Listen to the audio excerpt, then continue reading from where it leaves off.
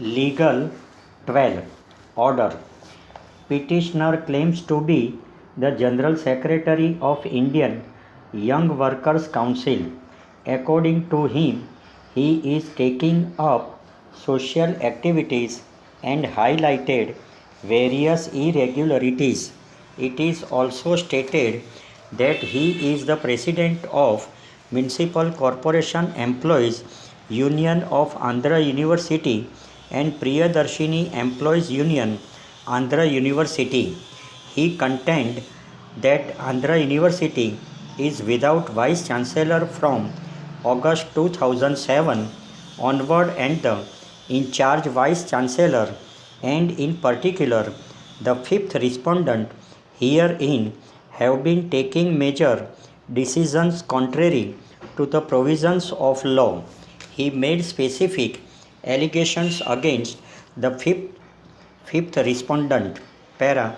According to him, attempts were made by the respondent number 5, 6 and 7 to fill the vacancies without any notification, and the notice displayed on 7th January 2013 are contrary to law. He alleged that the fifth respondent has taken all his retirement benefits but is delaying the same to others. One serious allegation against the fifth respondent is that he is trying to reinstate a corrupt professor by name Murthy with the help of the Standing Council of the University by name Dr. Vinay Kumar, though a writ appeal is pending before this court. He alleged that the fifth respondent has transferred as many as 300 colleges without permission of the Executive Council, and the same has resulted in huge loss to the university. The appointments made in the Women's Engineering College Economics Department are also found fault with. Extensive reference is made to non-functioning of the Executive Council. Para. In effect, the petitioner contend that the entire functioning of the university from 2007 onward is illegal, untenable, and he attributed malafides to various officials. Para. On 4th February 2013, this court took serious exception to some of the averments in the affidavit and directed appearance of the petitioner as to whether he stands by those allegations. On 6th February 2013, he filed another affidavit in which more serious allegations are made. Today, the petitioner appeared and states that he stands by the allegations made by him. Para.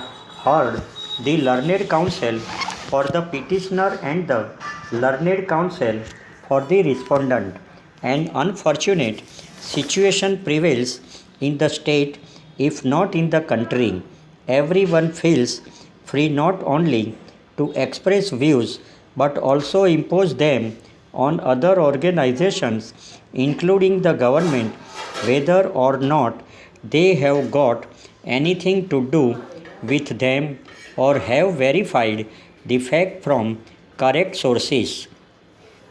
The petitioner claims to be a trade union leader. One expects him to concentrate on the matters pertaining to workers and laborers, and in a given case, he may get relief to many individuals. Vishakhapatnam is a place which has the largest workforce in a large number of public and private sector gigantic organizations. Para. The field of activity for any trade union leader would be optimum, and in certain cases not only an individuals but also an organizations may not be adequate to deal with a particular class of work force, not to speak of the entire work force at that place.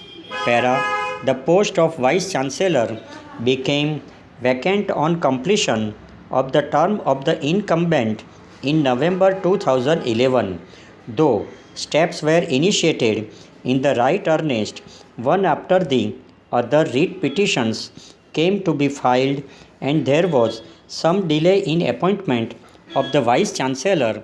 Ultimately, a Vice Chancellor has been appointed in the recent past. Para. The petitioner, however, stated that the university is without Vice Chancellor for the past 6 years, assuming that his interest is only to ensure that the university functions with a regular and not an in charge Vice Chancellor. He could have simply impressed upon the court about the necessity and left the matter at what. However, the nature of allegations made against the acting Vice Chancellor and other officials, and strangely enough, even the Standing Council, is indeed outrageous. In his additional affidavit, the petitioner stated that he is only a matriculate. However, he proceeds as though he can command the administration of the entire university, be it in the context of appointment of professors and other teaching staff, or affiliation or transfer of other colleges. Unfortunately, the petitioner